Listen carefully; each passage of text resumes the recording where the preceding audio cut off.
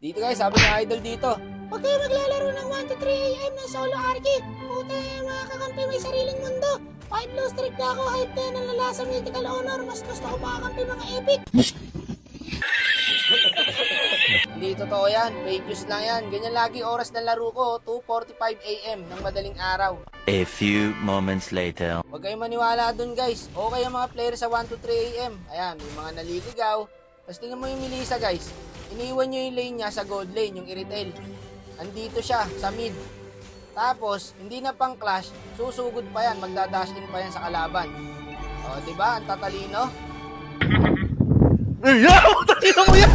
Naglaro ka talaga ng madaling araw guys. Kung hindi lasing ang ipapakampi sa'yo, antok na. Tapos yung mga kalaban nyo, parang kakagising lang. Ang lalakas pre. Tignan mo naman 2 minutes pa lang guys. Feed na agad yung jungle nyo, pati yung gold lane nyo. 0-2 na yung jungle, 0-3 na yung gold lane.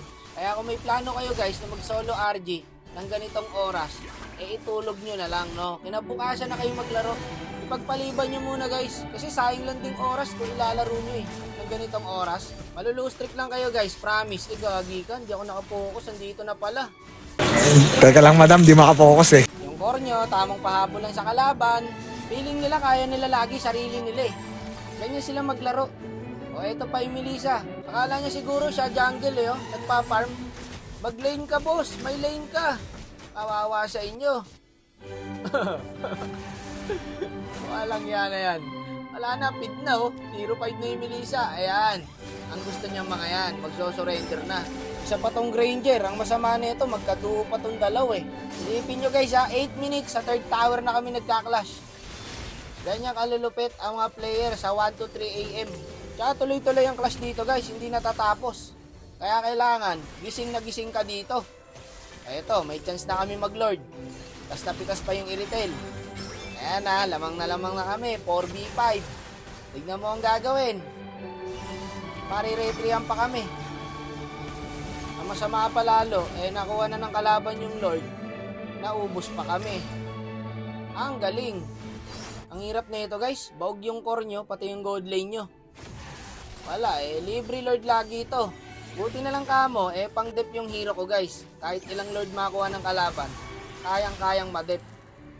At dito pre, mukhang namamadali ang mga kalaban guys. Ayan, nakakabawi-bawi kami kahit papano. Ang liit ng mapa namin guys, hindi kami makatawid sa kabilang river. Tignan mo, hanggang dito lang kami. Maglo-lord na tong kalaban, kaya binisyo na natin guys. Nako, Raygun sa mukha to. Raygun!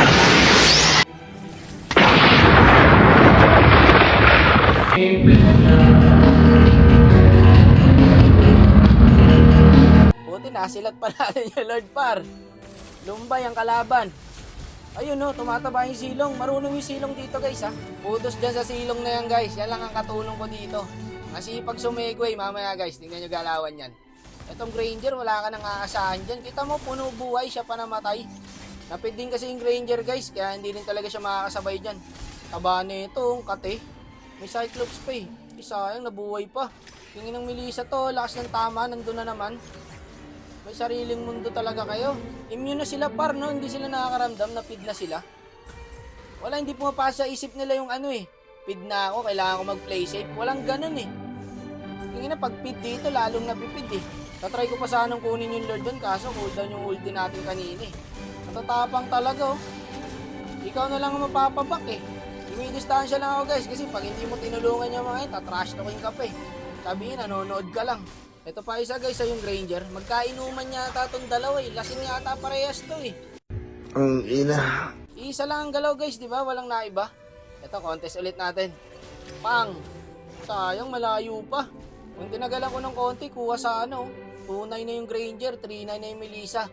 Magkaduo nga tong dalawa. Tingin nyo guys, may pag-asa pa manalo to. Kaya pa naman pumapalag pa yung silong Sabi ko sa inyo guys yan ang magpapanalo sa amin, yung segway ng silong. Etong Florin, okay din.